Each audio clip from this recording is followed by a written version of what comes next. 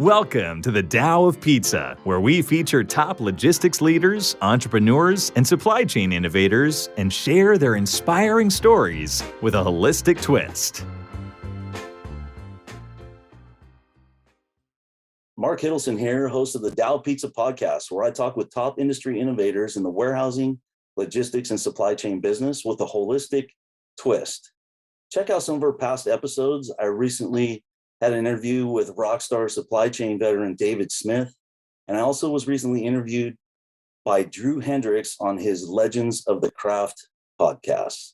Before I introduce our guest, this episode is brought to you by Specialized Storage Solutions, Inc. Listen, I've been in the logistics and storage industry for several decades. I know I don't look that old, but it's true. So basically, if you have a warehouse that needs rack, shelving, carts, conveyors, or mezzanines, we help with design, engineering, installation, inspections, and repairs to help clients optimize their logistics operations. You know what, Nancy? Sometimes people don't even realize that we can actually help with permit acquisition services. We take a holistic look at your entire business supply chain ecosystem to develop the resources for you to continually improve your operation. To learn more, visit specialracks.com or give us a call at 707-732-3892. And I'll even give my personal email address for podcast listeners. So email me at markhiddleson@aol.com if you're ready to take your warehouse, storage, and retrieval systems to the next level. Folks, we're joined by Nancy Fateen, who started her career in the material handling industry at the age of 17. She held roles in customer service, CAD, drafting, accounting, and permit package preparation. She soon started her own company dedicated to the permit management process. She built her education around her career, graduating with honors from the University of LaVerne, all while raising two little boys. Her company, Submittal Services, was incorporated in 2005 and now employs 10 dedicated permit coordinators that handle more than 100 permits per month across the country. She built Submittal Services while working for Seizmic, Inc., a nationwide seismic engineering firm, as their operations manager. All of this while raising two young boys. Once her three babies, meaning her two sons and Submittal Services, were old enough to hold their own, she was ready to fully dedicate herself to Seizmic and step into the role of COO as of January of this year. Nancy, welcome to the Tao Pizza. Thank you, Mark. This is going to be awesome. I've been looking forward to this, Nancy. And one of the interesting things in preparing for this, I was thinking of how we met and how we were introduced. And it's amazing because it was actually Ron Mikas back in 2005. It was right around the time you incorporated. He said, we were working on a project in Southern California. He said, man, I said, how are we going to get the permits in Southern California? I can do the stuff up here, but what about SoCal? And I have to leave out some of the four-letter expletive that Ron told me, but he said, basically, you've got to get in touch with Submittal Services. And that's how we met. We weren't even doing business with Seizmic at that time. So the introduction to Seizmic actually came through you. That's awesome. Yeah, Ron was my first customer with Submittal Services and my biggest fan. And he definitely, he brought a lot of work our way. He was a great cheerleader and a great inspiration for me. Yeah, he was the inspiration for me starting my company. And his exact words were, Hiddleson, grow a pair of balls, get a second on your house, and start your own company. Yeah, I remember he told me when I sent him the first invoice, he's like, Nancy, you're not charging me nearly enough money. And he's like, add some zeros to that and send it back to me. You've got babies to feed. So, yeah. Michael was born in March of 2005, and I think I incorporated Submittal Services in September. And Michael just started coming with me to the cities. He was actually my golden ticket. You go in there with a cute baby, and everybody wants to help you. All of a sudden, baby's in a good mood. Oh, get up here, let me hold that baby while you file your paper. Baby's crying. Oh, let me hurry up and get you out of here quickly so you can go take care of that baby. It was really nice, actually. Yeah, so work-life balance has always been, and reading your intro, like I know you, and I know that you're a super mom and you do it all. So how, work-life balance has been, obviously it's been number one for you. How did you do it? I mean, it was a challenge. Obviously, like I said, being able to have the luxury of bringing Michael to work with me. And then once Robbie was born too, bringing my sister in to kind of help. So either she was helping with the kids while I was working, or she was helping with work while I was taking care of the kids. And she kind of became my partner probably in around 2008. And she's still with me. And sometimes the balance flows easily, and sometimes things get out of balance and you have to recalibrate and readjust. And just when you think you've got it down, life throws you another wave and you've got to catch your balance again. But that's what we do. There wasn't really a question of if it was going to be done. It was just getting it done. So, it's sometimes it meant getting up at 4 a.m, like especially when I was going to school while I was starting the company, and a lot of ways were 2 and 4. Because it took me a minute to finish my degree. I was only able to manage 2 classes at a time while working and taking care of kids. So that's really how I created the balance. It was like wake up at 4, do my schoolwork, get to work, take a lunch break, do more schoolwork, go back to work, go pick up the kids, whatever needed to be done. You just kind of find a way. And obviously having a good support system, both in my family at Seizmic and my family at home, and building good mom friends was definitely helpful because we to help each other out, finding that balance. Yeah, it's amazing. And you look at in our business, I'll say the number one most challenging part of our business is permit acquisition. Mm. And that's your specialty. And I guess when you look at the challenge of that versus what you were juggling with school, a career, running another business, and raising kids, it's to me, it is a challenge. It's still a challenge, but knowing what you're talking about, and I think especially at the time, because I was very young when I started doing the permits, so there was the aspect of trying to figure out how to be taken seriously in this industry as a woman, as a young person, trying to really figure out how to stand on my own 2 feet and know what I was talking about. So it was really important for me to learn as much as I could, so that I didn't feel like a fish out of water, so that I didn't feel out of place, so that I didn't feel like I was just here because I was my dad's daughter or something like that. So I really was striving to be the best at it, And that was something that my dad always told me was, doesn't matter what you do, just be the best at it. So that's what I've taken for the last 24 years.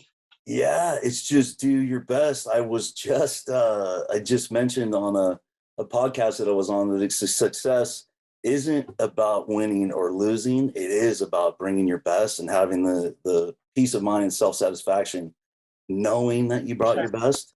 Right. And I've always been impressed with you. It was you got promoted to COO recently, January.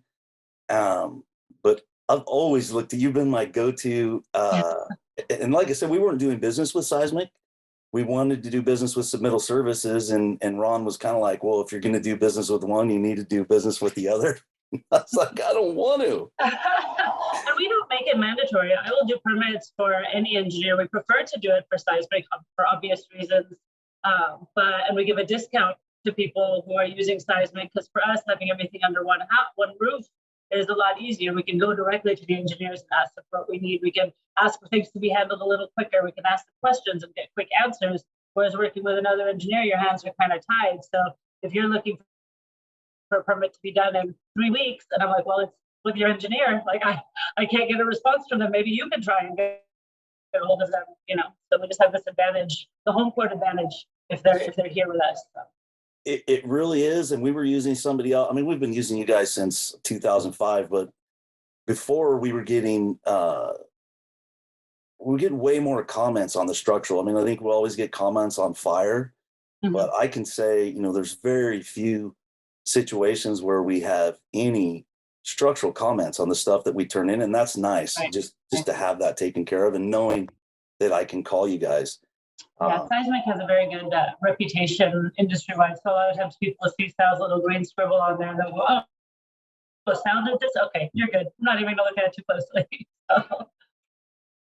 Yeah, so I want to bring up Sal because he's so he founded Seizmic Inc. and he's I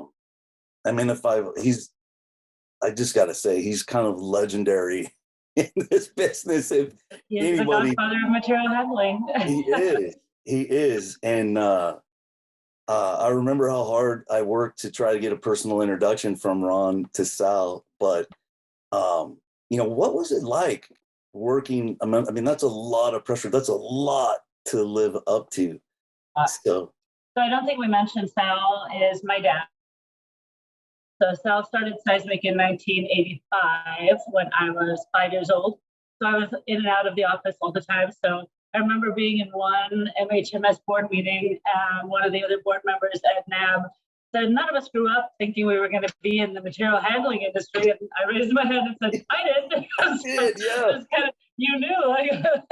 And this was my destiny. And so it was just kind of figuring out where I was going to fit. Because I remember talking to him when I was younger and saying, I don't know if I want to be an engineer. He's like, you don't have to be an engineer. He's like, you just have to know how to manage engineers. So my degree ended up being organizational management with an emphasis on human resources. I don't need to know how to actually do the calculations. I have a basic understanding of the industry, obviously, and especially being in it for so long, but definitely having him be my mentor over the years and be so supportive in wanting me to be a part of this, but never forcing me to, and letting me find my own way and letting me find my passion within his passion, and I know that he trusts me now to do things the way he would do it. I mean, heck, on my right wrist, I have WWSD tattooed in the signature green pen in his handwriting. I had him write it down 10 times on a piece of paper one day, and I didn't tell him what he was writing. And it's what would Sal do. I circled my favorite one, took it to my tattoo artist, and said, put it right there. I can see it when I'm playing golf. I can see it when I'm working every day. It doesn't necessarily mean I would do what he will do every single time, but it definitely means I'll always consider what he would do in the decisions that I make, both personally and with my company and with his company. So it's been a pleasure. That's just awesome.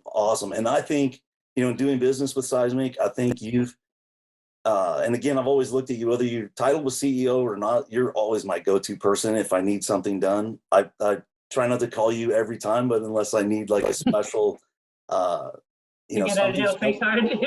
Yeah, like every time I call, it's I have a saying that the greatest clients are like bad friends. They only call you when they need something. Right. Like, Mike, how many of those get a jail free cards do you have? You can't just keep printing them. Yeah. There's a limit. Yeah, and I think the last time I called you was just to say, hey, everything's going great. Congratulations on your new role. And you were waiting. You're like, I was like, what's the catch? What he was waiting for? And I said, no, I just called to say congratulations.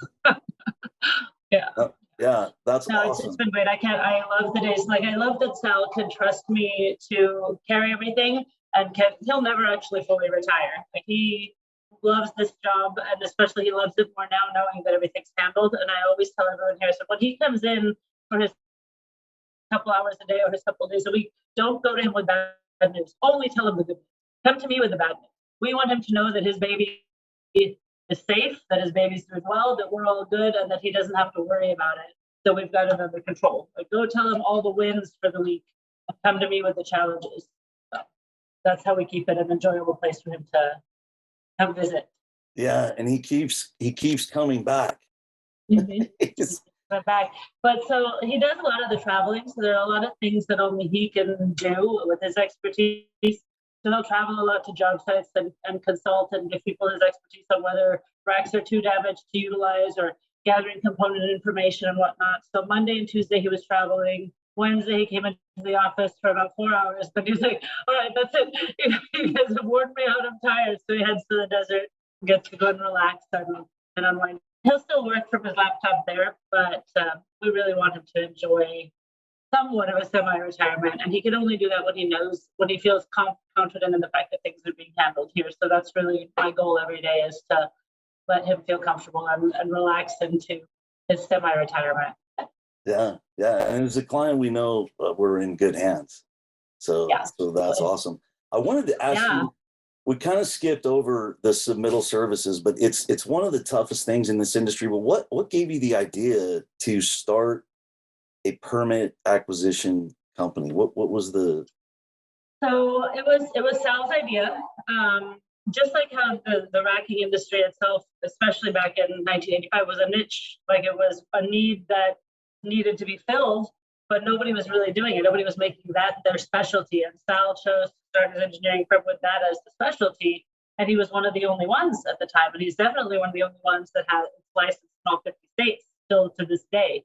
But he, as because I was helping Seizmic with their permits, the few people that would come and say, hey, by the way, can you take these plants to the city for me? I'm in Indiana and you're in California.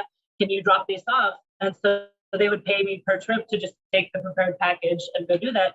And as we were getting more and more of those calls, Sal was saying, you should start a company that specializes in that. So he was obviously my guru in that as well, and gave me a lot of guidance with regard to that. Who knew that it would become what it is today? I think currently we have 136 open projects across the country, and all of my 10 PCs are maxed out, which is why as I was telling you before we got on, I just hired another team of interns to start training. They're going to go through about a 3 or 4 month training program with us, and then hopefully be able to start taking on some of the projects to make it where we can still be as efficient as we can. Because if you have 10 people and each of them is managing 20 projects a month, it's really hard to do that effectively, It is. That's why I use, because I'm trying to do that and it's impossible. It's for us to manage. Yeah. It's so much to keep straight. I mean, think about it. You have to call each of these cities and you have to find out what their specific requirements are. And you have to put together this package and you have to submit it, and then you have to follow up with it, and then you have to address the corrections, and you can put the package back together. And there's only so many hours in the day. And a lot of these people that work for me are also stay-at-home moms. They don't need to come into the office every day. That's one of the benefits that I gave back, like the way that I had it from the beginning. So they live all over the place and they're at home with their kids. And so they're able to have flexible hours and they're able to do this job from home. We only have 2 support staff that are actually in the office that put the packages together and send them to them. But a lot of these ladies are moms of 2 and 3 kids that are actually very grateful to be able to make an income while working from home. So it was nice to kind of give that back, since that was the opportunity that I was given. Yeah, that is a great give back. And you reminded me, when our daughter was born, I chose to stay home on every Friday. I would work from home and take care of my daughter. And I always, at first I kind of apologized for it and I was nervous, and I'll never forget, I was on the phone with the project manager, happened to be a female, but she was really direct and she always wanted everything like boom, boom, boom. And she was kind of like you. So I was a little nervous, like I was on my A game, and I'm on the phone and I was changing the diaper, and the baby started crying. And I'm like, oh no. And she goes, what's that in the background? And I go, well, I got the phone in my ear and I'm changing the diaper. And she goes, and I'm thinking, oh no, this gal's just going to hang up. It's over. And she goes, that is amazing. She goes, you're doing all this, you're doing that, and you're changing the diaper at the same time. She goes, I can't believe it. So it was the total opposite of what I thought it was going to be. And that is awesome, Nancy. I mean, I think, and I have the most respect. My mom raised me as a single mom, and I have so much respect. And I think there's, if you can do that and juggle all those things, I mean, it's a skill that's just the intangible. You can't even mention how great that is. So that's awesome that you see it. It's not just if it's an opportunity for them, but it's an opportunity to connect with some really talented people who are raising their families. Yes, definitely. There has to definitely be an ability to relinquish the idea of perfectionism, because I always considered myself a perfectionist and I always wanted to be able to do everything perfectly. And with the balance, you kind of have to be able to let some things go. Not everything is going to get done every single day. Sometimes the laundry is going to be piled up, but the car is going to be clean. Some days the work is going to be on point, but you might not have been to the gym all week. Like, there are just different, like, you have to kind of be able to let some things go in order to create that balance. It's not a daily balance. It's a quarterly balance. It's not, every day is not a win, but when you add them up over time and you look at it that way, it's, I might not make a home cooked meal every night, but I get it in a couple nights a week, So just kind of being able to offer yourself some grace too, and realize that it doesn't have to be perfect. That you just have to, like we said, just be doing your best. Yeah, doing your best. The perfectionism is something I've struggled with too. And you mentioned the health and fitness part. And I've always admired you for really, and I noticed you have your Zen background with the plant and things like that to make, bring some tranquility to it's a pretty stressful. I mean, look at what you're doing and, managing 136 permits. And one of the things I'm thinking, how do you sleep at night? 136. So what's nice is that, again, because that one is kind of a stand on its own. So each of these people are managing theirs. At Submittal Services, when I chose to accept the offer to put me into the position of COO, I had to let go of my baby. I had to send my baby and put it into somebody else's hands. So now Adrian and Debbie, who have been my right hands for years, are running that division completely. And so they can still obviously ask me for feedback, but now I'm in charge of all 4 divisions. So I have the seismic engineering portion, I have the submittal services permit portion, I have the structural support systems fabrication portion, and I have the SMHE testing lab. So all 4 of those divisions are under my umbrella now. So I don't get directly involved in the 136 permits. I don't even get directly involved in the 10 permit coordinators. I talk to Adrian and Debbie. They let me know if there's an issue that they need help with. If things are going well, I don't hear anything from them. So it's really been that, again, that being forced to let go and being comfortable delegating and trusting that the people that you have appointed and trained and that have been there by your side are going to take care of things to the best of their ability. They're going to care about it as if it was their own. That's really all you can do. I can't do everything, so I have to trust the people around me. So I've tried to build a really good management team. And one of the first things I did in my role as COO was bring together all the managers of all the divisions and let them know that they are my team, that they are the ones I'm counting on to be my eyes and ears around and to relay whatever messages I tell, and they're going to disseminate that information to their team, and they're going to assume more of a leadership role. Because I think when Seizmic was a smaller company, now it's about 60 employees. But when Seizmic, throughout all 4 divisions. But when it was a smaller company, there was not really a clear division of roles. Everyone kind of wore multiple hats. So if I went and I could go directly to an engineer and say, hey, I need you to do this. And then, but you're kind of stepping on their supervisor's toes, right? Because their supervisor should be the one to tell them, and they know what the workload looks like. And then the supervisor goes to ask them to do something, and they say, oh, I can't, Nancy already asked me to do something else. Like it diminishes the respect, and it also lends itself to a lot of confusion when they don't know who they're supposed to be listening to, which task am I supposed to prioritize. So I tried to empower my management staff and say, I'm only going to go to you guys. You guys are going to go to everybody else.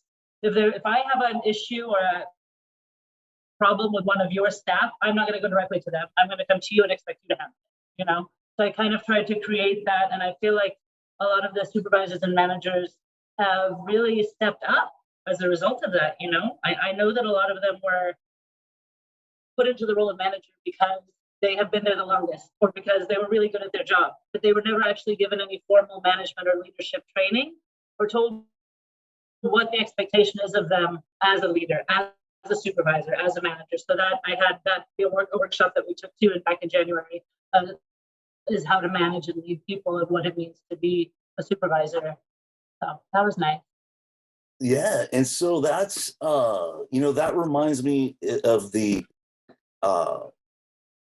that's part of the evolution of going from when it was Seizmic pre-Nancy, the Nancy Seizmic and Sal Seizmic. Yeah. That's one of the differences. And what else besides and you have some people. I mean, it's incredible. I mean, is Danny Medina on one of those teams?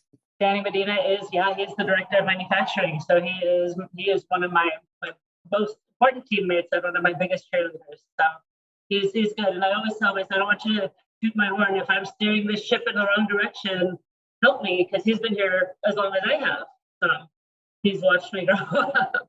Yeah, in 1998, I started working with Danny, and that was when he was with a company called Rack and Roll. I'm wondering, why didn't I call my company Rack and Roll? But he taught me so much about this business. He really put my career on kind of the vertical path, and it's one of the ways I've built my career is through relationships with vendors and Danny just, I mean, he didn't have to, but it was kind of like that big brother. He was like, look, I was young. And he goes, look, you're eager, you want to do all this stuff, but let me teach you how to do this right. And selling systems, you know, anybody can kind of sell pallet rack is uprights and beams and wire decks. But Danny taught me about like drive-in rack, pushback rack. We even did some cool, like Rack and Roll could do anything. We built these towable carts that were pulled behind a trailer. So, but Danny, he's super talented. He's a great, and you have, I mean, Seizmic, you could probably list 10 people that have that breadth of experience, For sure. 20 plus years experience. And yeah, it's a great team. Great team here. I can't say enough good things about them and how we all work together, but definitely we're evolving. We're getting a little more comfortable in being considered a medium-sized company instead of a small family business. So while that's not necessarily something that Sal wanted to do, it's something that I found necessary to do to kind of dial things in, get a dedicated human resources department going, formalize things a little bit more just to protect ourselves. Because Sal tend to have this mindset of like, what do I care? I'm going to be gone in 10 years anyway. And I'm like, I care, because there has to be a Seizmic that exists after Sal. You know, I mean, that's one of my biggest fears is maintaining his legacy and keeping things going as well as, if not better, than what he created. But also the fact that half the people that come to us because they love Sal and they trust Sal and they know that his knowledge and his expertise is what it is. So I need them to know that there is still a Seizmic underneath all of that is still sustainable and we're not going to retire with him. yeah, exactly. It reminds me. 58 people counting on me to keep it going. So. Yeah, we're going to keep it going, and you're a great example. Our kids have started working with us, and I love generational businesses, and there's a few others that I've known, and you know, there's a right way to do it, I think, and some people look at the generational business and they say the next generation doesn't care as much, but I think you're the opposite. You're like, and I love that. I admire you for that, and it inspires. You know, we spend some time. We do once a year. We get to spend some time mixing a little business with pleasure at the Sizzle, which is coming up. I'm excited about that. I have my reservations.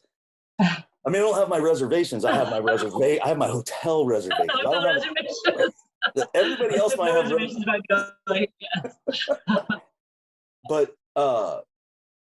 so, I mean, share a little about, so the Sizzle isn't really it's funny, this is another Ron Micus thing, because he told me he was going to the Sizzle. We were working on projects. He's like, well, I won't be available next week because I'm going to be at the Sizzle. And I'm like, what's the Sizzle? What's the Sizzle? And he was saying it's a golf tournament. And I said, well, I've been in golf tournaments, but what I was talking about was like industry golf tournaments where it's a scramble and you're hitting balls into wading pools. Yeah. Because you don't understand. But the Sizzle is not an industry event, and I think that's where a lot of confusion has happened over the years, is because Sal has been so involved in the social networking aspect of this industry for so long, and because his career, his passion, a lot of his close friendships have developed through work. So this is a personal trip. This is a friend's trip. It just so happens that his friends are all in the industry. So when people get feelings hurt that they're not invited to the Sizzle, even though we do a lot of business with them, it's not a business event. It's so that they met at maybe a Modex or a Mahita and they really hit it off. And they're like, come party with us in the desert. We're going to drink. We're going to hang out by the pool. We're going to play golf. We're going to eat good food. We're going to hang out. And it just so happens that people in the industry, but it's not only people in the industry, like our family comes and people from his country club come, whoever his actual friends are. So yeah, it really is a great group. And I got into it for all the wrong reasons. I admit it. I was like, this is the president of UNARCO, right, yeah. Western Pacific. But it's friendships. And I actually went to the jazz festival first, is really how I met Sal. As Ron invited us to the jazz festival. And then we shared a table, we had fun. And you got invited because you were fun. You didn't get invited because of business. So that's the key. If you're fun, you get an invite to the Sizzle. Doesn't matter how much money you spend at Seizmic, it's a matter of if you're fun. Yeah. We only want the best of the best. It's a beautiful group of people, and it's it's really fun to be involved in it, and it is mixing business with pleasure. But you're right, it's more friendships than anything. It's based around nobody friendships. talks business out there, and I think this is our 31st year doing it, so it's amazing to like some of these people have literally been coming for the whole 31 years. So, and all of my family lives in Egypt, so these are my aunts and uncles, these are my cousins, this is our family reunion essentially at this point, you know. Yeah, I sort of feel and my kids are now 17 and 15, and I told them they have the option if they don't want to go. They want to go. They love it. Yeah, and it's just really well done. It's a lot of fun. The people are fun. So let's talk a little bit about Mahita and MHI. I know that Sal's always been really involved in it, and then the events are ProMat and Modex are the ones that I've attended. So I was curious. I really wanted to ask you, when you go to those events, when I go, I'm looking for new clients. I'm looking for the latest. Like, I want to know what's the latest that's going on in the industry, even if we're not involved in it. I mean, we're not selling robots. We're not doing super automation. We're just kind of the plain Jane racking and systems. But what when you go to an event like ProMat or Modex, what are you like? What do you look? What's your goal? So we obviously don't have any booths. We don't have anything to sell. Seizmic has never spent $1 on advertising. We are business strictly by word of mouth. But when we go to those events, it's an opportunity for us to see all of our customers in one place. We can go and physically meet them and go by all of their booths and shake hands with them. And a lot of times people will request even a 15-minute sit down or an hour where we sit down and have lunch together and talk about upcoming projects. Or it's just it's nice to be able to do that face-to-face stuff, and especially now after the last couple of years of being so separated from all of that. But everybody, that's really why we go. We go for the meet and greet. So, and they're never like, when somebody will email me and say, "Oh, you and Sal are going to Modex. When do you have time for a sit down?" And so I'm the one that's in charge of making our calendar of events. In between, I'll find the little workshops and things that I want to go to. Sal's too old for the workshops. He's like, I don't need to hear any of that stuff. But I like to go and learn and meet new people. So he wants to just go and see all of his old friends and familiar faces, shake hands with them, and meet their customers too. Because if you're going by a booth and you bring Sal Fateen with you, it's impressive. You're like, hey, this is my engineer. Yeah, he's a celebrity. It really is. It's fun going and walking with him, because you can't go 10 steps without somebody going, Sal, and wanting to shake his hand. And you might have no idea who they are, but they know who he is. Everybody knows who he is. Yeah, it's true. And he's involved in MHI, right? He's on the board. He's on the board. Yeah. On the board. He goes to all of their spring meetings, and he sits on all the advisory committees, and he's a wealth of knowledge. I told him actually that he should have a podcast or a YouTube channel or something. Like, we can't let him just keep all that information to himself. Even the interns that I'm teaching. So Michael is my son. He told me that he expressed interest in working for Submittal Services, or starting to do the training there. So he and some of his friends that just graduated started an internship, and I kind of developed a classroom protocol for them, since they were coming straight from school, and that works. So I said, next week we're going to have a guest lecturer.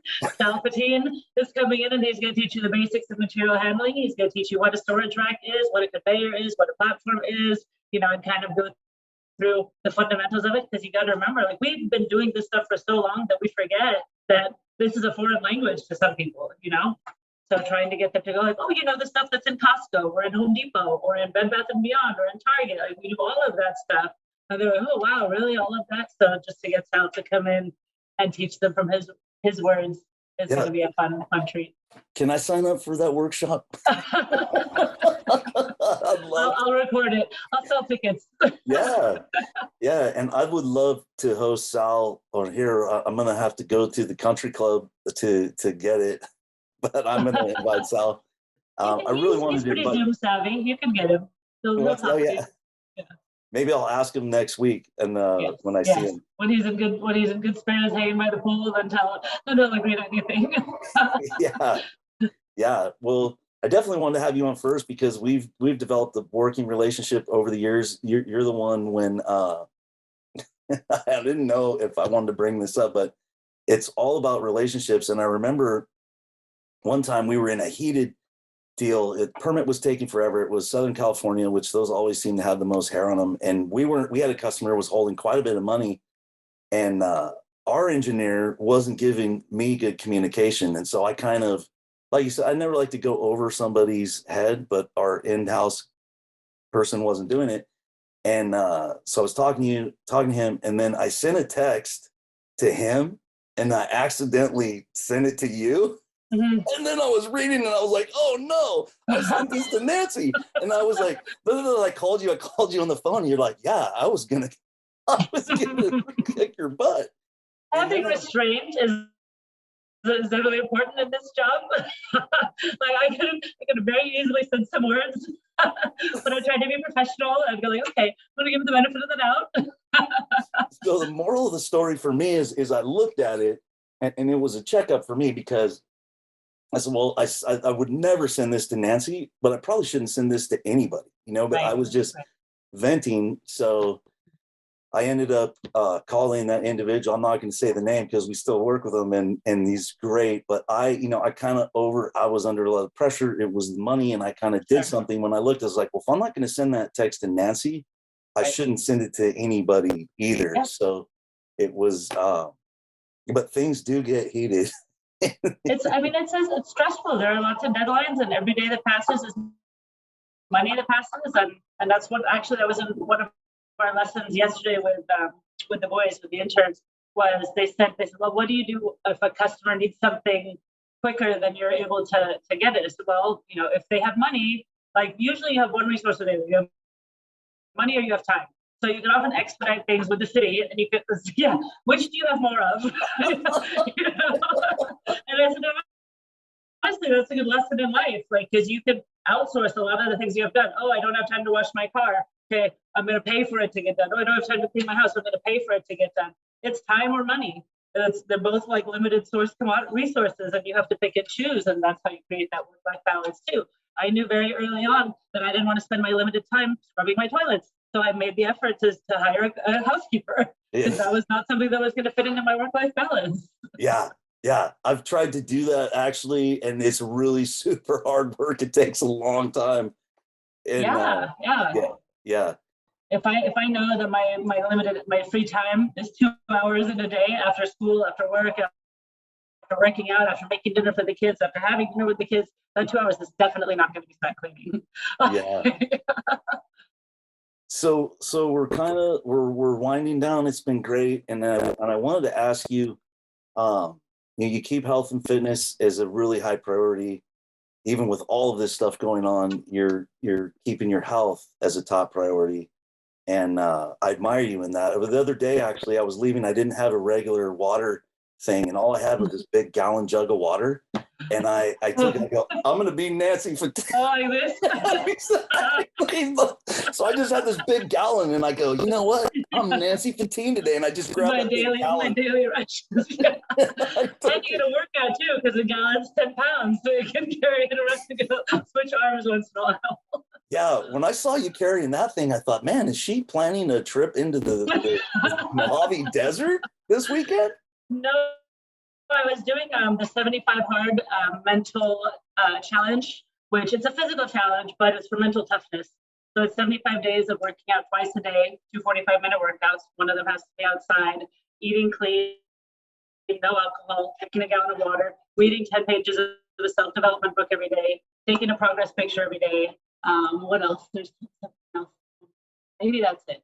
Yeah, it's five tasks. So those are really the things, but so I did it. I made it through the 75 days, and it definitely was more than just about weight loss or fitness or anything like that. It really does make you tougher, because there are so many times that you want to be like, oh, I don't want to do that.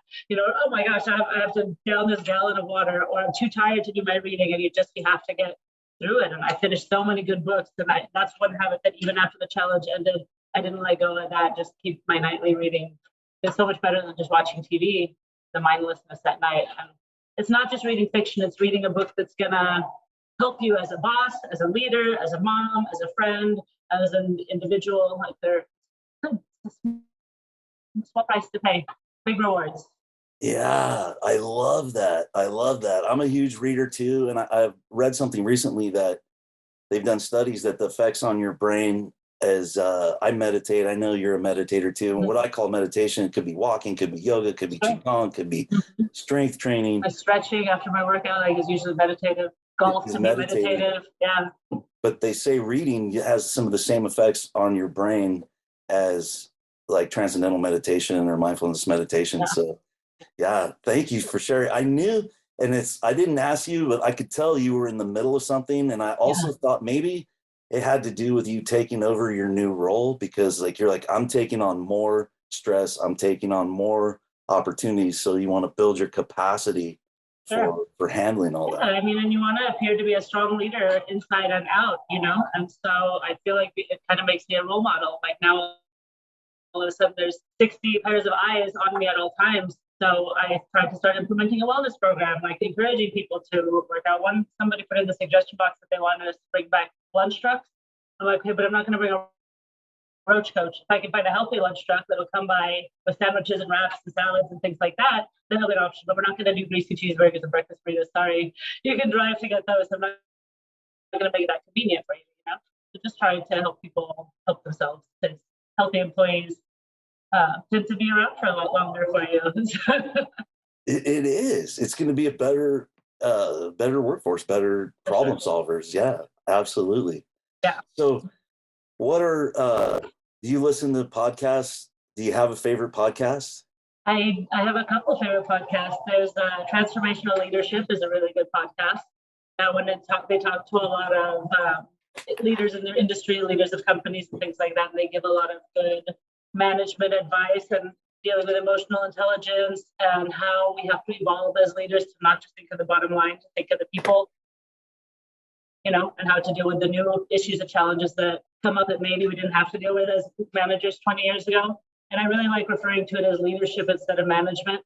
You know, I have to consider myself a leader, and that goes so much beyond just telling people what to do or signing their checks, you know? Yeah, I love the word. I've used it, sir, for 20 years. Instead of managing your time, is lead your life. Mm-hmm. And so substituting that, managing your time is you're managing a limited, you know, commodity, but leading your life is what it's exactly what you've done. You've led your life, and you've squeezed a lot in there. Well, Nancy, it's been a pleasure. We've been talking with Nancy Fateen, super mom, founder of Submittal Services, and COO of Seizmic Inc. Nancy, this has been a huge pleasure. I can't say how much. I want to be the first to thank you for coming on. Thank you, Mark, for having me. It was a lot of fun. Yeah, this was a blast. Thanks for listening to the Tao of Pizza podcast. We'll see you again next time, and be sure to click subscribe to get future episodes.